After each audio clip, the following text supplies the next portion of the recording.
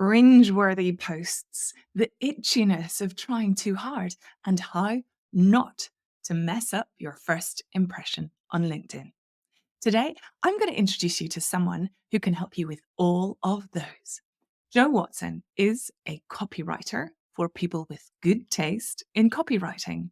I must be one of those. I hired Jo maybe 6-7 years ago when I just couldn't articulate my process of discovering someone's superpowers. When I saw what she wrote, it was like she'd gone inside my head, pulled out all the bits that mattered, deleted the rest, and then crafted them into something that made sense to other humans but sounded like me. She is fierce and funny. Let's dive in. Jo, I'm so excited to ask you these questions. Let me start with number one. What are some of the real life worst examples of things people write on LinkedIn profiles? I think if you'd have asked me this years ago, it would have been the people who are talking about themselves in the third person. Jo is an accomplished writer who serves many industries and all that. And that still exists. So that is why. That is why. There you go. There's my summation of it. It still exists, but it's not the main one for me anymore. It's the people who are trying too hard. And I don't blame them because LinkedIn in itself is saturated with personal branding experts. And don't ask me what that means because I don't know. But these personal branding experts are forever saying, be yourself, use your personality. And I'm there thinking, I've met some of you people in real life, and you should absolutely not be yourself if you want to attract customers because you are just a disgrace of a human being. I won't name any names, don't worry. So I'm there thinking, oh God, don't be yourself. That's awful advice. But people who are trying too hard because everyone out there is saying, you've got to have personality. And I'm one of those people who believes you should bring personality to the table. I am. However, bringing your personality to the table is very different to trying to create some kind of personality and ramming it down people's throats so that you can be out there and all singing, all dancing. No, we just want a bit of normal personality can just be low key.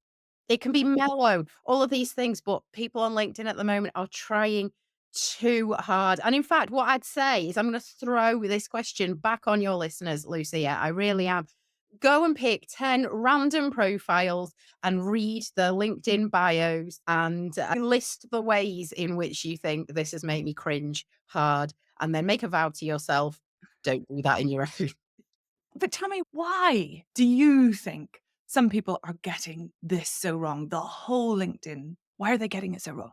It's just so saturated. That's why not only is everyone doing what we do, because we're not the only person doing our job, unfortunately. Yeah, we could sit there and argue nobody does it as well as we do, of course. But if you look for a copywriter on LinkedIn, I think there was something like 800,000. And you can't possibly stand out sort of from all of them. It's just not humanly possible. But by God, it doesn't stop people trying. And the more people try hard, the worse it comes across. It becomes so fake. It becomes so in your face. And I think people need to stop listening to these experts and gurus and influencers and just do their own thing because you've you've just got to think what works for me.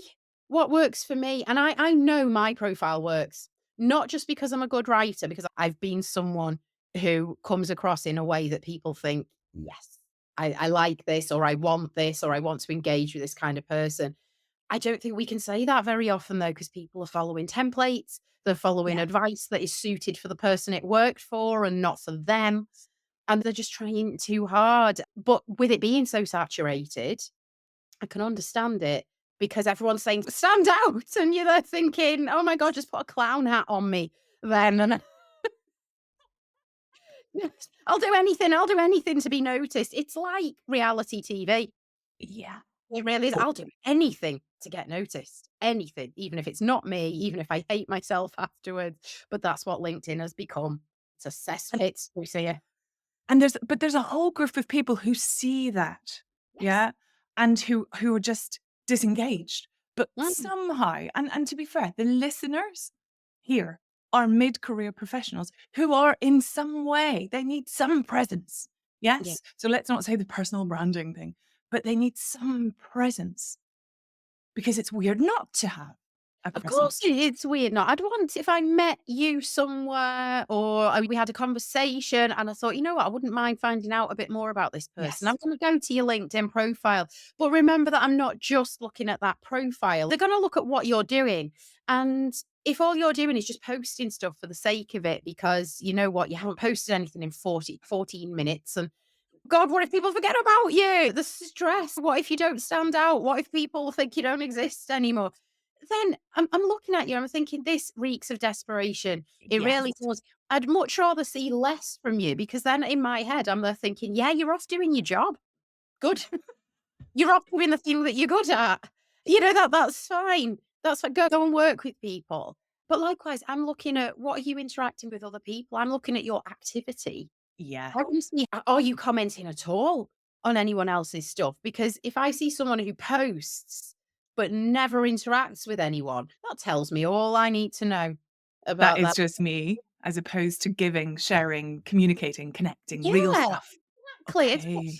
Sadly, for a copywriter, this is quite sad, but you know what? If it works, I would say I get the majority of my leads based on people seeing my comments on other people's stuff. It's not an exact Smart. science. I can't prove it. I can't prove it. But if I post something out, it's very rare I'll get an immediate message saying, "Oh my God, love that post. How do I work with you?" It's very rare that happens. Yeah. Whereas someone will often contact me and say, "I saw what you said to this person, loved that. You said what we were all thinking. I thought it was a unique perspective, whatever." Or it just wasn't any kind of perspective at all, but it made me laugh. And how can I work with you? We can't underestimate just how important the interaction is. Let's go really practical now. So, the listeners out there, mid-career, a bit itchy about LinkedIn, probably more on the hiding end rather than the me end. Yeah. But the comment about commenting and sharing and interacting is fabulous. But tell me, maybe 3 questions that you would suggest that our listeners would ask themselves to make sure that they do not mess up that really valuable first impression on LinkedIn when somebody's maybe met you at somewhere or heard about you and just takes a look at your profile. How can they not mess it up? This shouldn't be a challenge for me to answer this question, Lucia, because I did create somewhat of a little resource about a year, maybe 2 years ago. And it's actually 25 questions to ask yourself to make sure you don't F up your first impression. And I love all of those questions, obviously, but favorites, or the ones that I think are most useful. Would you be comfortable if what you'd written was read out in a room to your peers? So if you were sat there in a room of peers you really wanted to work with, or people you really, I'm not going to say wanted to impress, but wanted to make an impression on, so that they'd go, Yes. this might be the person for you. Would you be comfortable if someone got up on the stage and either A, read your profile out, Mhm. or put it on a massive screen and displayed it? So yeah, Right. would you feel comfortable with what you've written being read or placed out, or would it make you go, "Oh my God, that I just wanna die, I wanna die." If it makes you feel like you want to die because you think, "Why have I just said that?" Yeah. Then it's not right. You need to go back and do some work on it so it sounds comfortable. Another question for you to ask, do you show or tell? Okay, Ooh. so a lot of people, they talk the good talk, don't they? I do this, I get solutions for people, I get results. Tell me how, because anyone can go out there and say, "Yeah, I do great copywriting for people." All right, tell me how. What do you do? What's the process? What are the Yes. stages that follow? What are the things that people have said? And can you back it up with a link to where they've said it? And the other thing I would say, the other question to ask yourself is, have you got something of a tagline in there, either to open up the intro or to close it off? Because it's nice to be able to have not an ad campaign as such, but for a tagline that people go, "Ah, yeah, I know which one you are." So mine, for example, copywriter hired by people with great taste in copywriters. And Lovely. I just think it's something nice to do. It's a little bit different. So have you put one on there? And if you haven't, could you play around with something to kind of just give people a little bit more?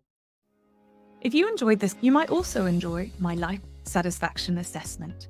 It's a 30-minute program where I guide you through a deep dive into 10 areas of your life to assess what's bringing you joy and what's bringing you down. I call it Derailed. It's a fabulous place to begin a Joy at Work redesign.